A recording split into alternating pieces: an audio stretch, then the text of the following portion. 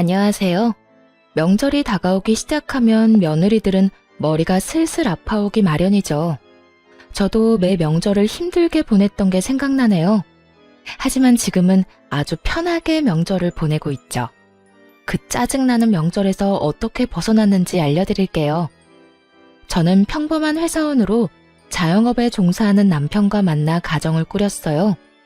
신혼집은 경기도 외곽에 있었는데 남편 직장과 제 회사가 가까운 곳에 마련했죠. 결혼 초반에는 명절에 대한 스트레스가 그렇게 크지는 않았어요. 결혼 3년 차가 될 때까지는 친정에도 갈 수 있었으니까요. 사실 친정은 거의 땅끝마을에 가까운 아주 먼 지방에 있었어요. 가는 길마저 험해서 결혼 후에는 명절이나 연휴 때 한 번씩만 들를 수 있었죠. 너무 멀고 대중교통으로 가기도 힘든 곳이라 자주 못 가더라도 이해하고 넘어가려고 했어요. 그런데 결혼 4년 차가 되던 해부터 남편이 친정에 가는 걸 꺼리더군요. 여보, 솔직히 너무 멀잖아. 이번에는 그냥 연락만 드리고 용돈은 계좌로 붙여드려. 거기까지 내려갔다가 다시 올라오면 쉬는 시간도 없이 바로 출근인데 힘들어서 일도 못해. 나뿐만이 아니라 당신도 마찬가지잖아. 이게 남편의 논리였고 솔직히 미안할 일도 아닌데 괜히 미안하기까지 했죠. 친정이 너무 멀어서 남편이 많이 피곤하겠다 싶었어요. 괜히 이렇게 먼 곳에 직장을 가지게 된 스스로를 탓하게 되기도 했고요. 그런데 시모는 또 다른 이유로 저를 친정에 보내지 않았어요. 처음 남편 말을 따라 친정에 내려가지 못한 날 시모가 저한테 그러더군요. 잘했다. 시집 왔으니 넌 죽어도 이 집 귀신이야. 친정 가봐야 이제 남이지. 우리 집에서 마음 편하게 지내라. 그리고 남편 내조도 좀 하고. 사위는 100년 손님이라잖아. 친정에 데리고 가봐야 손님밖에 더 돼. 너는 우리 집 가족이지만 거기서 우리 아들은 손님이라는 거 잘 기억하고. 요즘 세상에 장인 장모에게 잘하는 애교 많은 사위도 얼마나 많은데요. 100년 손님이라니 그만큼 남편이 처가에 싹싹하게 굴지 못한다는 뜻이잖아요. 그런 옛말을 들먹이며 친정에 내려가지 못하게 하는 시모도 웃겼어요. 그래도 그때는 그냥 그러려니 하고 넘겼죠. 모든 시어머니가 그렇듯 우리 시모도 똑같이 밉상짓을 하는구나. 정말 딱 거기까지만 생각했죠. 근데 점점 남편의 행동이 신경을 살살 긁었어요.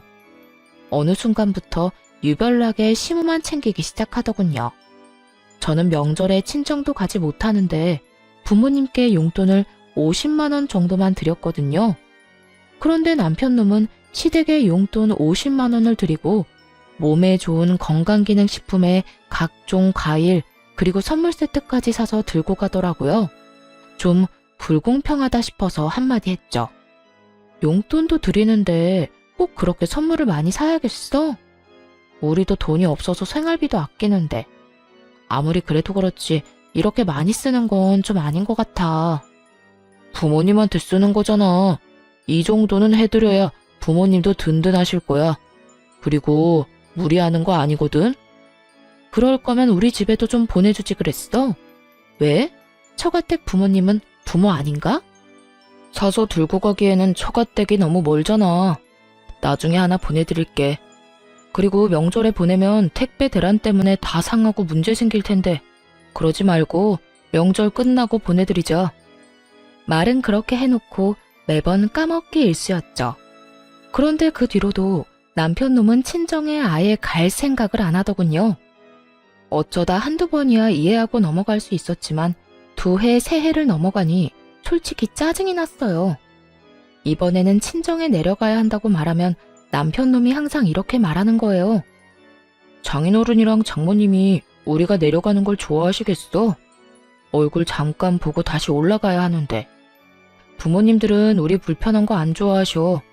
불편하게 왔다 갔다 하는 걸 걱정하시고. 그리고 내 생각은 안 해.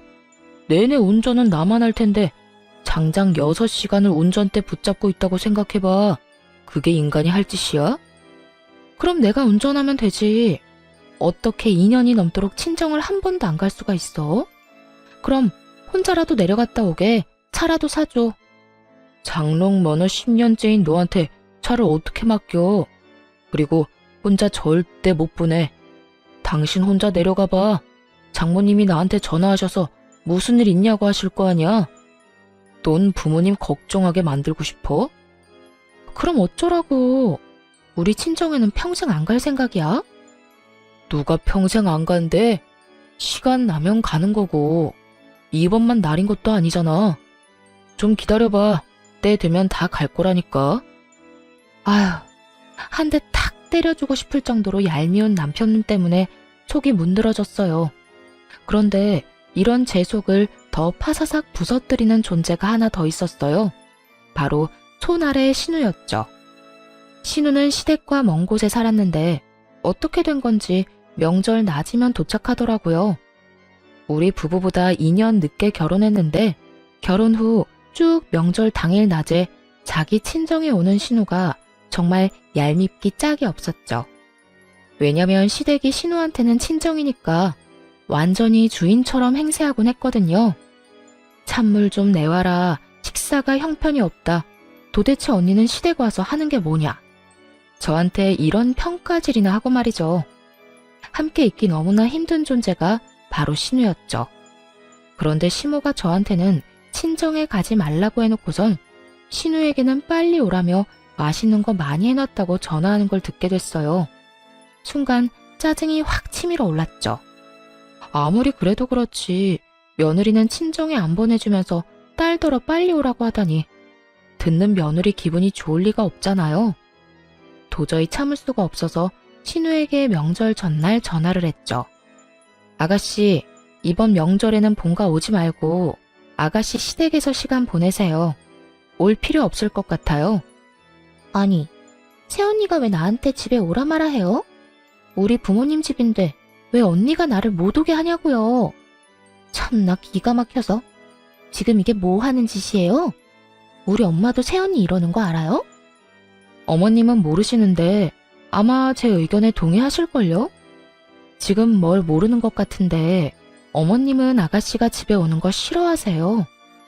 그러면서 평소 시모의 지론을 신우에게 말해줬어요. 며느리는 친정에 자주 가면 안 된다는 그 지론 말이죠.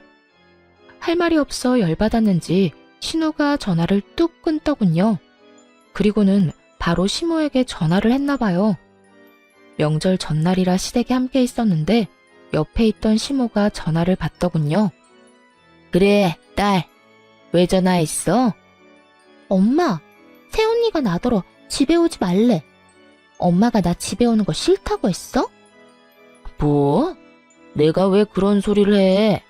얘, 너 도대체 우리 딸한테 무슨 소리 한 거야? 왜 오지 말라고 한 거니? 시모가 화들짝 놀라서는 저한테 화를 내며 묻더라고요.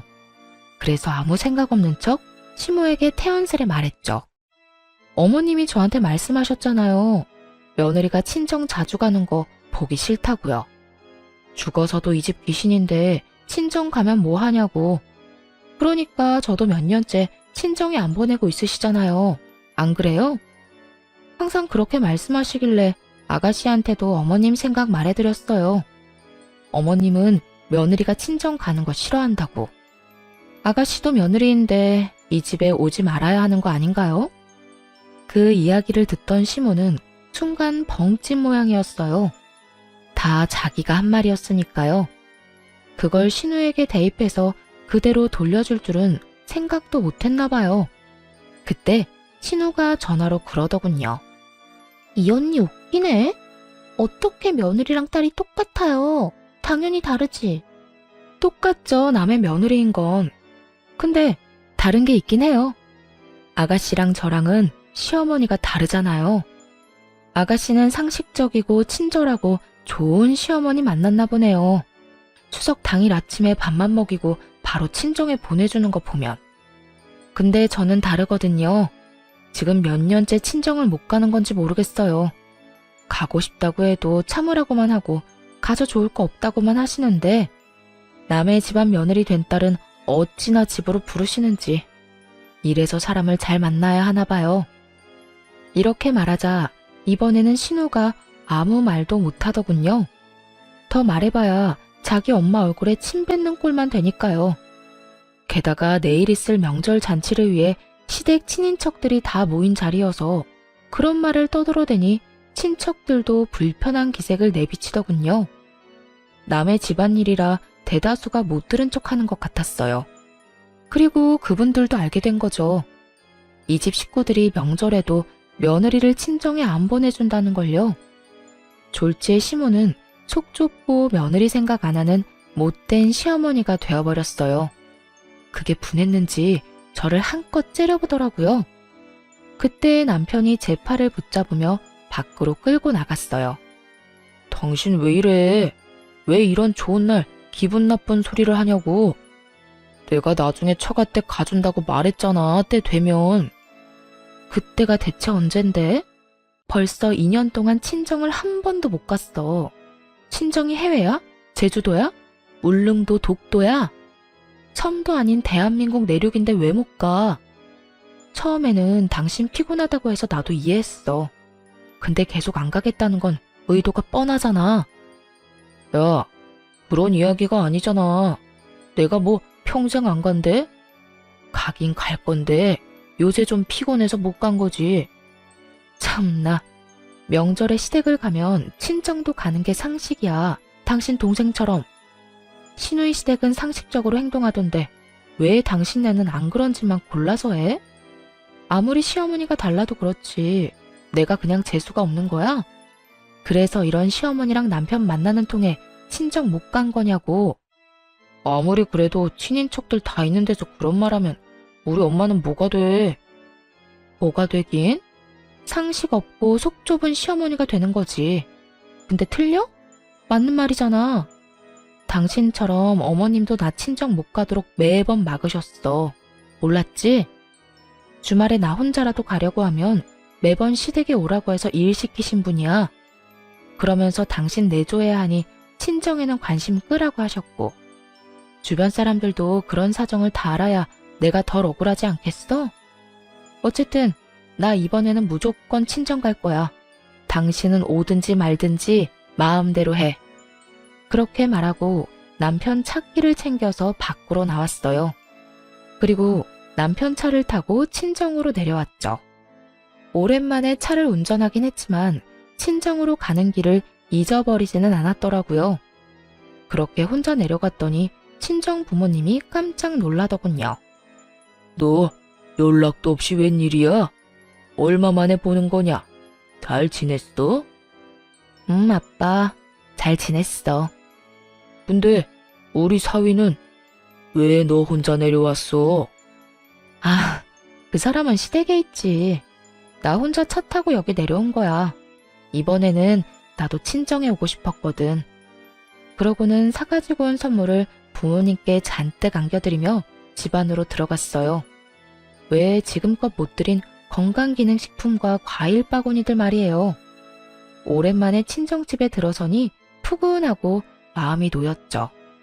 친정에는 남편과 싸웠다는 이야기는 따로 하지 않았어요. 그런데 저 혼자 내려보낸 것이 눈치가 보였는지 남편 놈이 그 다음날 부랴부랴 친정으로 내려왔더군요. 시댁 차를 몰고 왔더라고요. 그런 남편 놈을 보며 무미건조하게 말했죠. 무슨 일로 여기까지 왔어? 시댁에 있지. 당신이 여기 있는데 내가 어떻게 계속 본가에 있어. 장인어른, 장모님 잘 지내셨죠? 얼마 동안 못 내려와서 정말 죄송했습니다. 앞으로 자주 찾아올게요. 얼마나 갈지 모를 의미 없는 말을 꺼내며 남편 놈이 넉살 좋게 인사를 하더군요. 그래도 그냥 그러려니 했어요.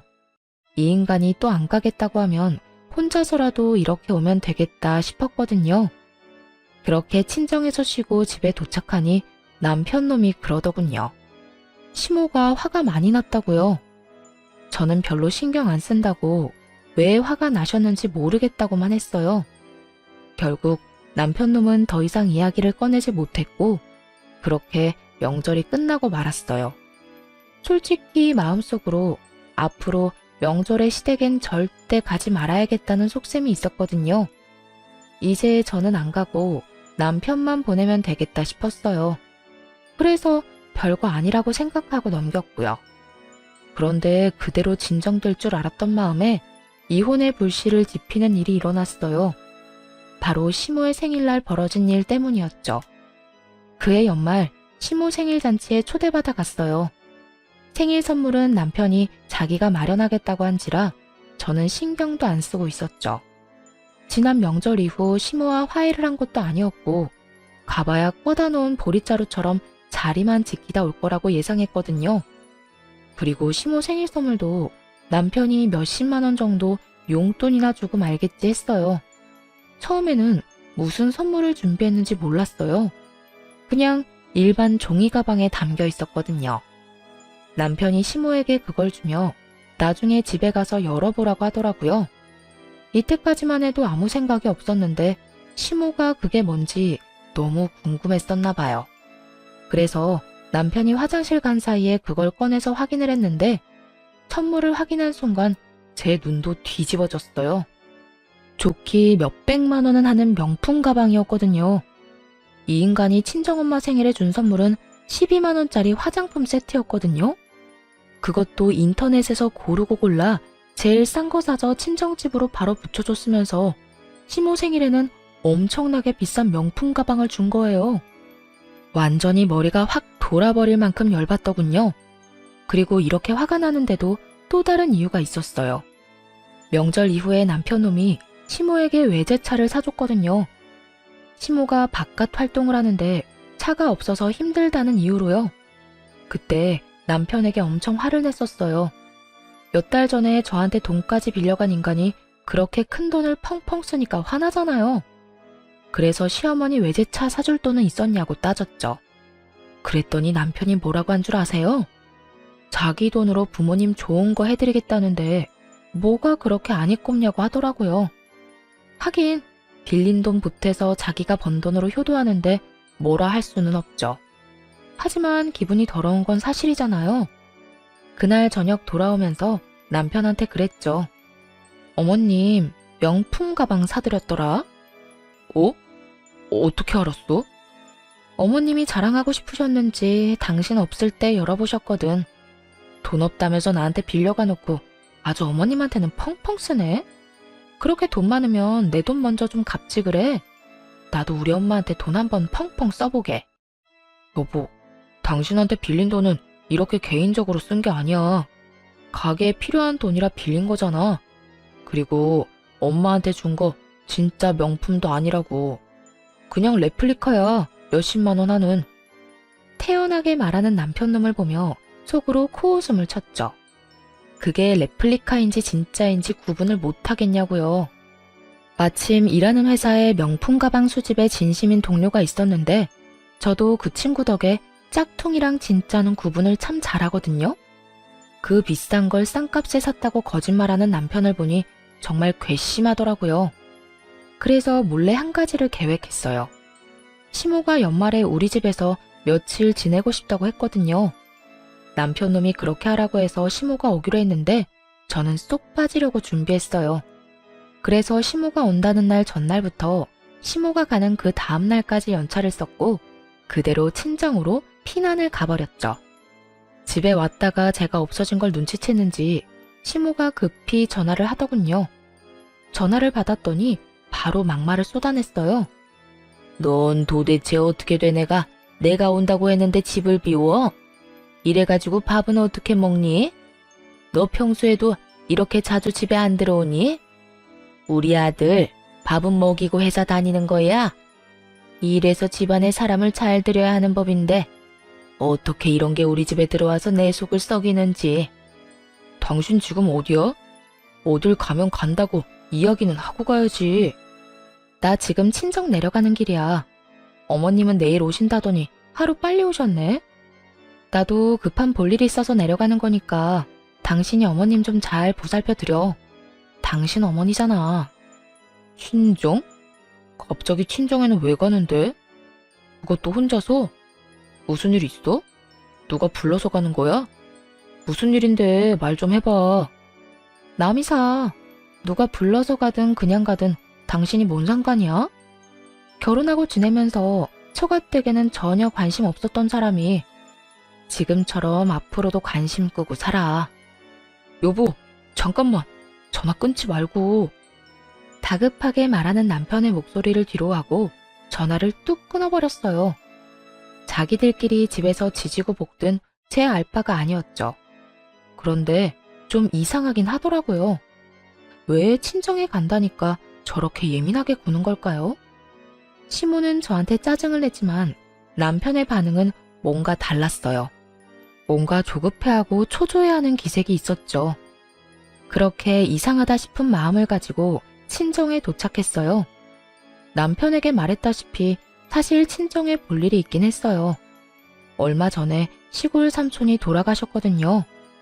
그 삼촌은 원래 도시에서 살았는데 할아버지께서 시골로 내려와 농사 짓는 자식에게 유산을 다 물려주겠다고 했거든요.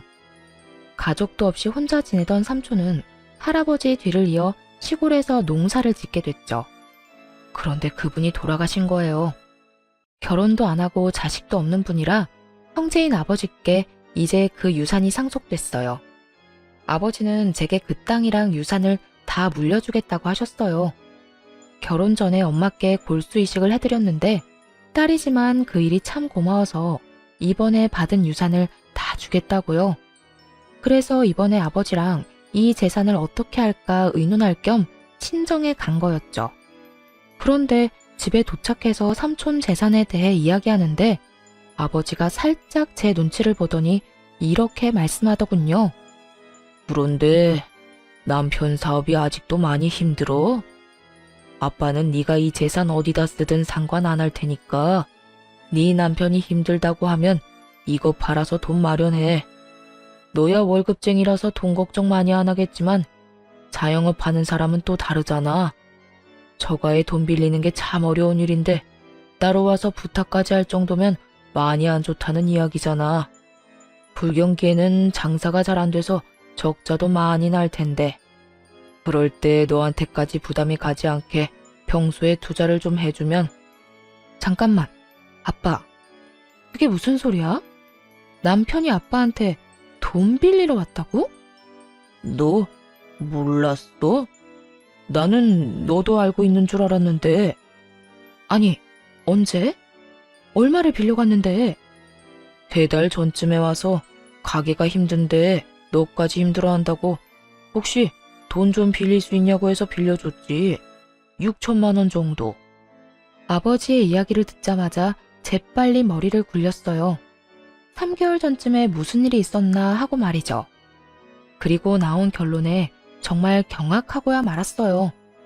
3개월 전에 남편놈이 시모에게 외제차를 사줬었거든요. 이 정신 나간 놈이 아빠를 속이고 돈 빌려다가 시모 외제차를 사준 거예요. 아마 그 명품 가방도 아버지가 빌려준 돈을 보태 마련했겠죠. 저한테도 돈 없다고 빌빌거리면서 1년 전에 돈 빌려간 놈이 저 몰래 아빠에게도 돈을 빌려갔다는 이야기를 들으니 진짜 열불이 나더라고요. 이제야 남편놈의 이상한 반응이 이해되기 시작했어요.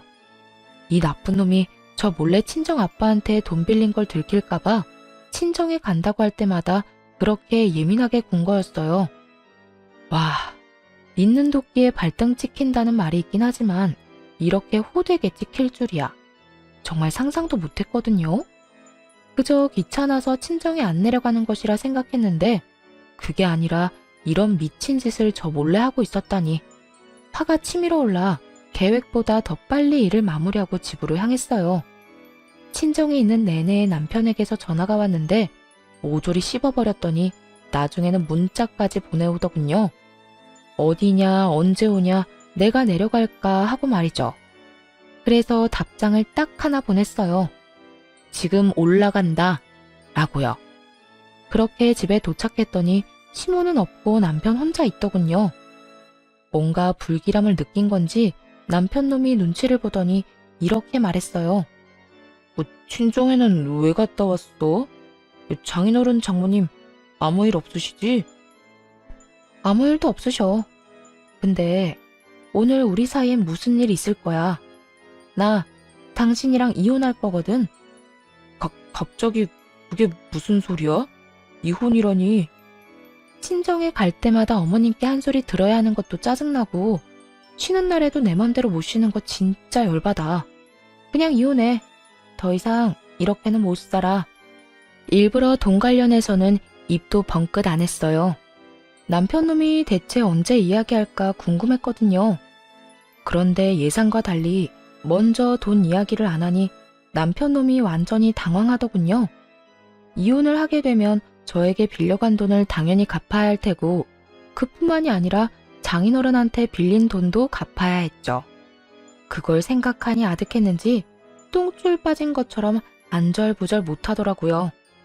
그렇게 이혼 소송을 진행했어요.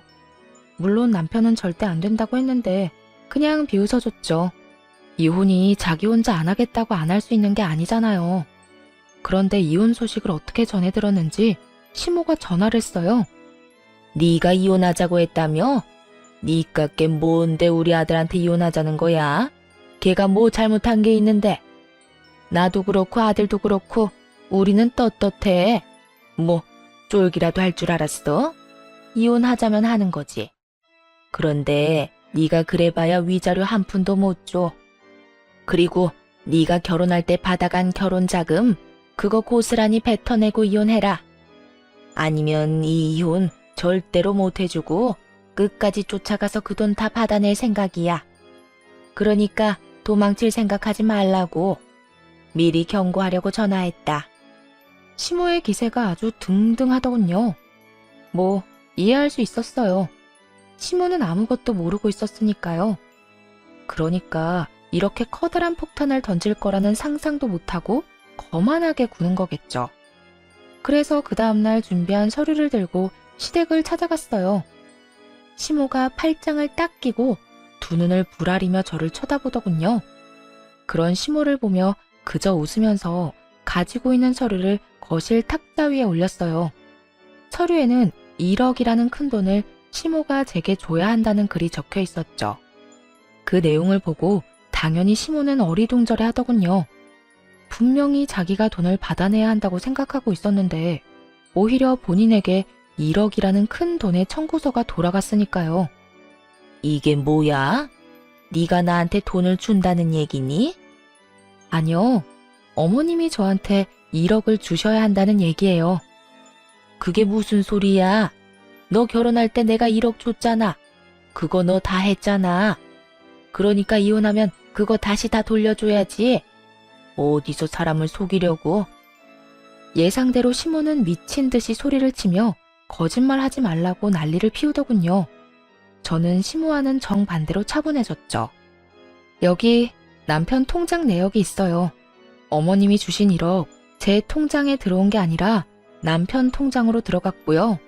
그 1억은 결혼 자금과는 아무런 상관없이 남편 가게 사업 자금으로 들어갔어요. 보면 아시죠? 한글 못 읽는 거 아니시잖아요. 그리고 그 이후로 제가 남편한테 결혼 자금으로 받은 돈은 조금도 없어요. 남편 통장, 제 통장, 어딜 봐도 그런 내역은 없잖아요. 안 믿기시면 변호사 통해서 금융기록 같은 거 살펴보셔도 돼요. 이야기를 듣는 시모 얼굴이 딱딱하게 굳어가기 시작했어요. 그러거나 말거나 서류를 다음 장으로 넘겨서 다시 또박또박 말했죠. 그리고 이건 남편이 저한테 빌려간 4천만 원에 대한 이체 내역이고요. 빌려주면서 당연히 갚으라고 이야기했고 그 돈은 온전히 제 월급으로 모은 거 확인할 수 있어요. 그리고 제 통장에는 남편이 그동안 준 생활비 내역이 있는데 6년이라는 기간을 다 통틀어도 총 금액이 1,000만 원도 안 돼요. 그렇다고 남편이 살면서 생긴 빚을 따로 갚은 것도 아니고요. 가게가 어렵다는 말에 제가 6년간 빌려준 금액이 더 커요. 정 의심되면 그것도 금융기록 뒤져보시고요. 그러면서 바쁘게 다시 다음 장을 넘기며 또 말했죠. 시모는 남편과 제가 준비한 서류를 번갈아 보며 몸을 부들부들 떨더라고요. 이건 남편이 저희 아버지에게 빌려간 6천만 원에 대한 차용증이에요. 이건 저도 몰랐는데 얼마 전에 어머님께서 저희 집에 와서 쉬셨잖아요. 그때 연차 쓰고 친정에 내려갔다가 처음 알게 된 사실이에요. 남편이 저한테 아무 말 안 하고 아버지께 돈을 빌렸더라고요. 그 때문인지 친정에 내려가는 저를 방해까지 했고요. 여보, 내가 방해를 한 게 아니라. 남편 놈이 찔리는지 중간에 변명을 하려고 하더라고요. 저도 말이 곱게 나오진 않았죠. 그럼 언제 이야기할 생각이었는데? 너 내가 그날 친정 내려간다고 했더니 필사적으로 막았잖아. 네가 우리 아빠한테 나 몰래 돈 빌린 거 안 들키려고. 게다가 빌려놓고 갚을 생각은 안 하고 펑펑 쓰기만 해? 그걸 어디다 썼는지 내가 모를 줄 알아? 이 가증스러운 쓰레기 같은 인간아. 밥벌레 같은 새끼. 감히 우리 아빠가 피땀 흘려 번 돈으로? 한동안 남편을 욕해주며 째려보다가 시모에게로 고개를 돌렸어요.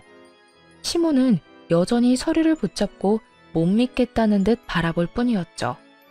그러니까 결국 어머님께 드리고 싶은 이야기는 결혼 자금으로 주신 1억 중 제가 쓴 건 없으니 남편한테 받으시라는 말이에요. 또 이 1억은 원래 남편한테 받아야 하는데 남편이 한 푼도 없다고 해서 어머님께 말씀드리는 거예요. 아니, 이걸 왜 내가 갚아? 아들이 빌렸다면서. 그러면 아들이 줘야지. 그리고 우리 아들이 왜 돈이 없어? 너희 집이 있잖아. 팔면 돈 나올 텐데 그걸로 마련하면 되지. 그 말을 듣고 조용히 다시 서류를 한 장 더 넘겼어요. 그 집은 저랑 제 친정 부모님이 돈을 모아서 산 집이고요. 그 집에 남편의 지분은 조금도 없어요. 그렇기 때문에 팔 수가 없네요. 전 팔 생각이 없으니까요. 그리고 남편이 빌려간 그 돈이 어디에 들어갔는지 제가 다 알고 있거든요. 어머님이 받으신 외제차 그리고 명품 가방. 그것들 다 남편이 저랑 친정아버지한테 돈 빌려서 사드린 거예요. 그러니까 남편 대신 어머님이 그거 팔아서라도 갚아주셔야죠. 그러자 남편 얼굴이 일그러지더군요. 제가 남편의 상황을 모르길 바랬던 것 같았어요.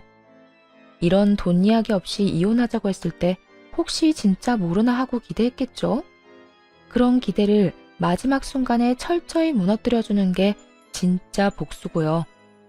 남편에게 백날 돈 갚으라고 말해봐야 타격감 제로일 테고 이렇게 가족 앞에서 이야기해야 수치심과 두려움이 배가 될 테니까요. 아들아, 저 말이 진짜야? 다 참말이냐고. 너 나한테는 그 집이 다 네 거라며. 거기다 결혼자금 1억도 다 집 사는데 썼다며. 근데 뭐? 빚이 1억? 너 도대체 뭐 하고 다닌 거야? 엄마, 제가 차 사드렸잖아요.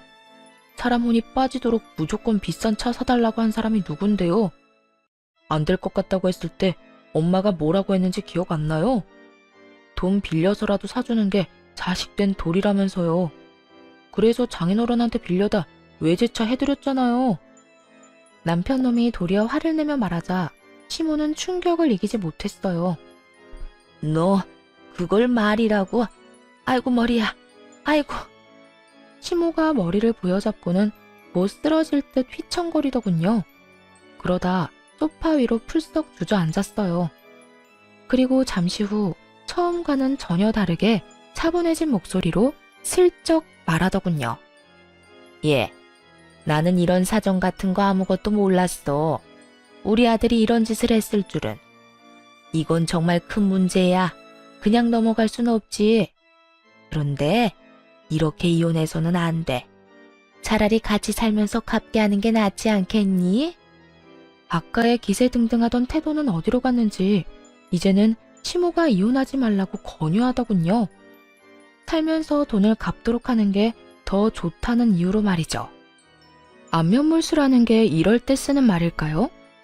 너네가 이혼한다고 쫄릴 줄 아냐며 큰 소리는 펑펑 쳐놓고 남편에게 빚이 1억 있다는 걸 알자마자 급박하게 꼬리를 내리는 시모 꼴이라니.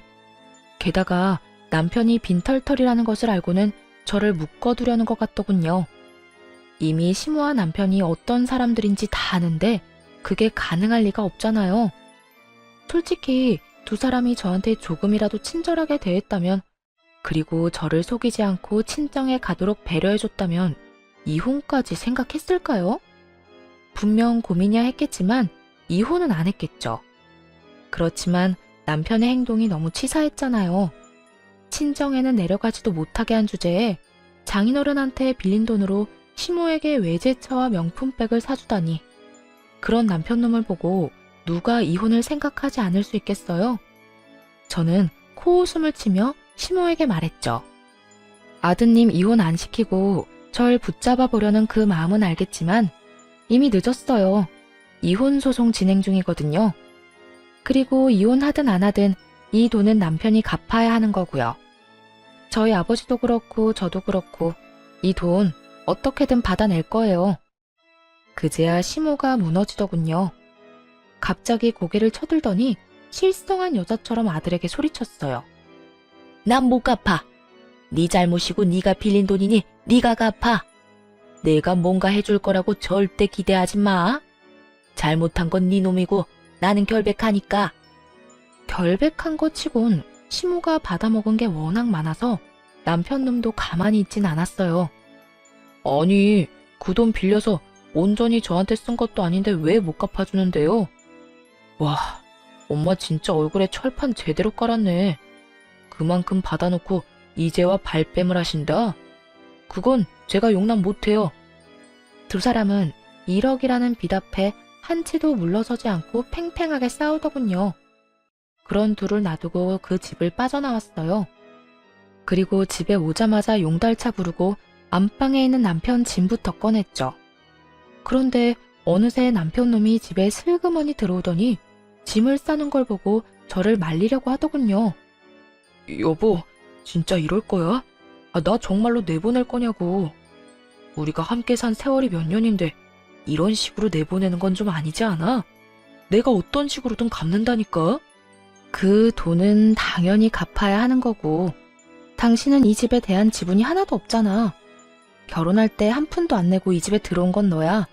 그때도 당신 가게 힘들다고 해서 어머님한테 받은 돈도 당신이 모았다던 결혼 자금도 다 가게로 들어갔지. 솔직히 그것도 의문이긴 해.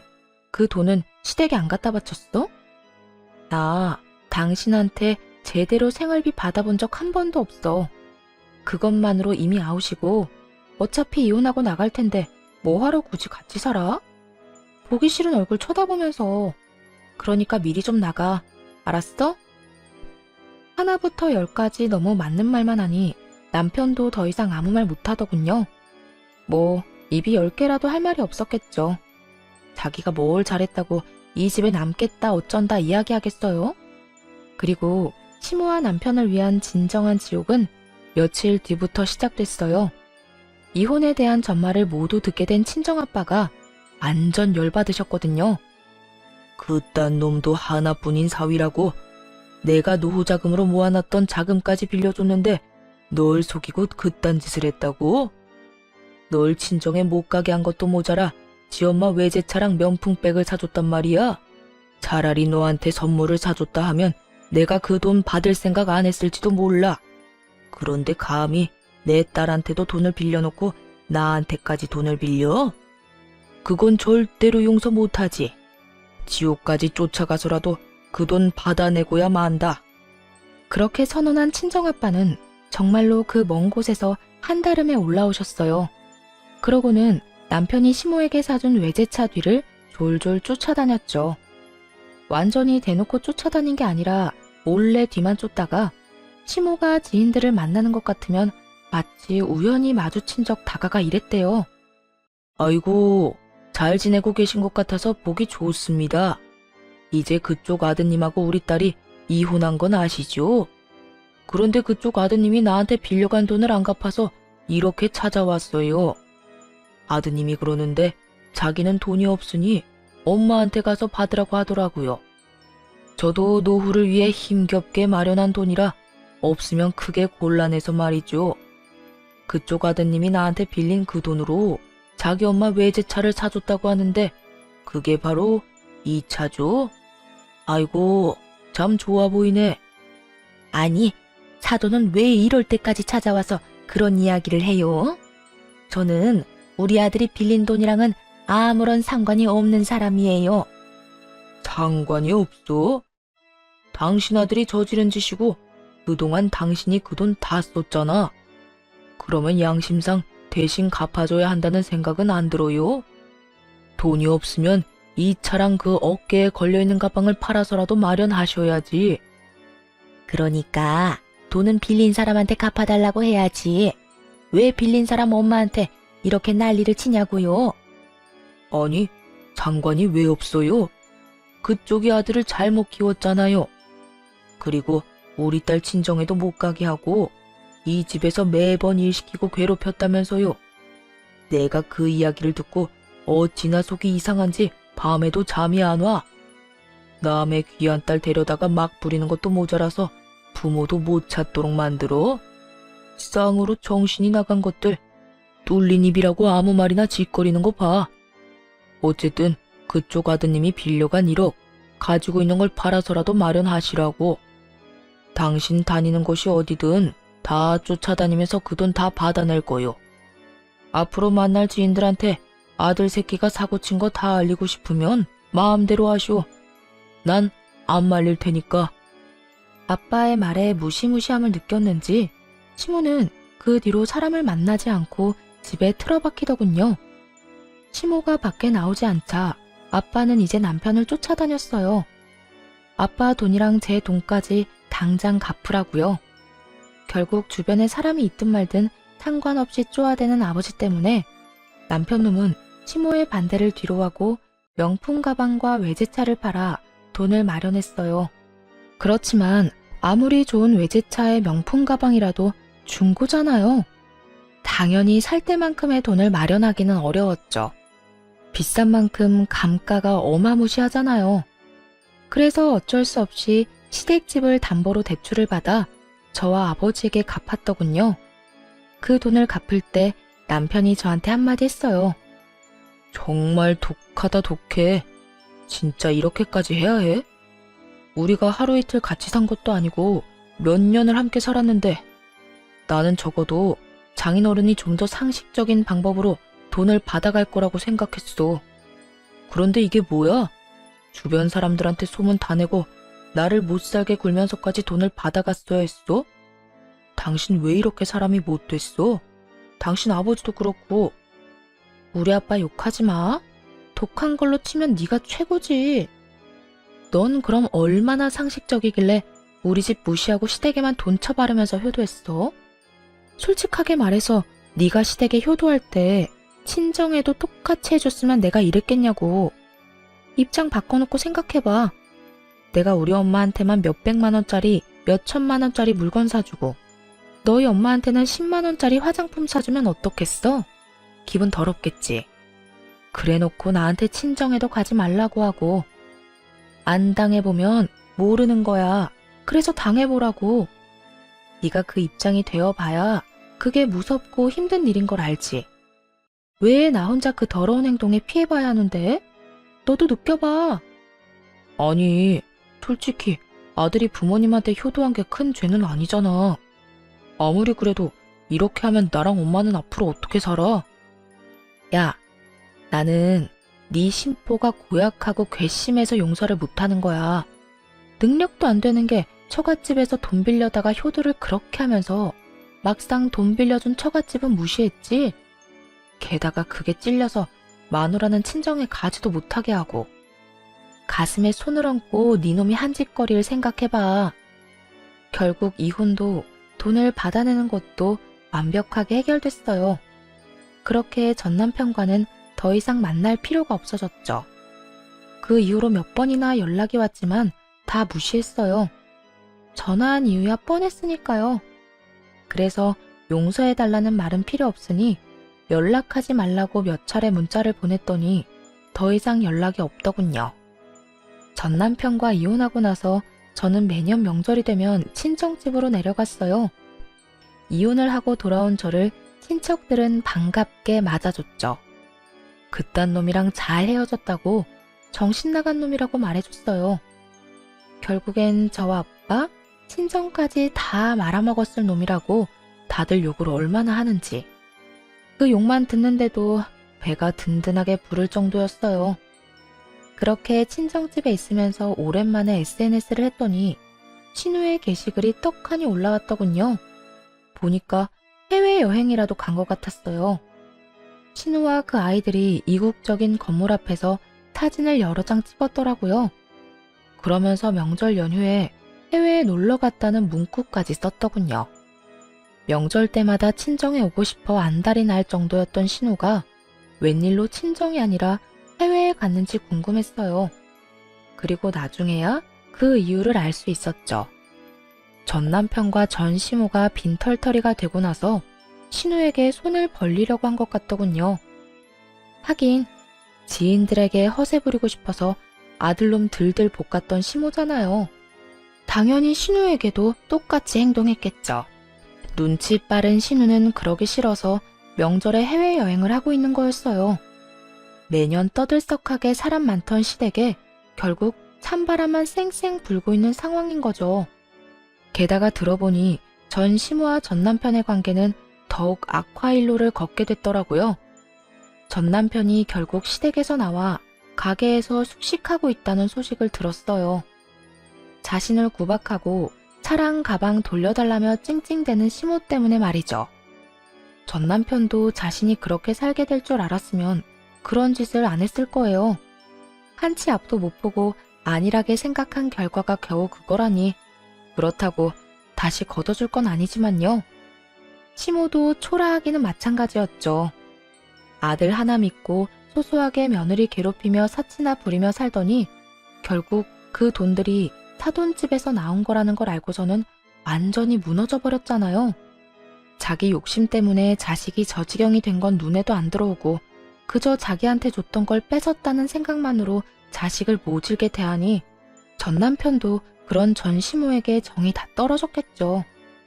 결국 시모는 이제 명절을 아주 조용하고 조촐하게만 보내게 됐고 나날이 아들, 딸의 지원도 끊겨 근근히 살아가고 있다고 하더군요. 뿌린 대로 거둔 꼴이 참 웃겼죠. 이렇게 저는 그 지옥 같은 시댁의 명절에서 벗어날 수 있었어요. 이혼한 걸 절대 후회하지 않아요. 더러운 꼴 보기 전에 떠나는 것도 좋은 방법일 수 있답니다. 긴 글 읽어주셔서 감사해요. 좋은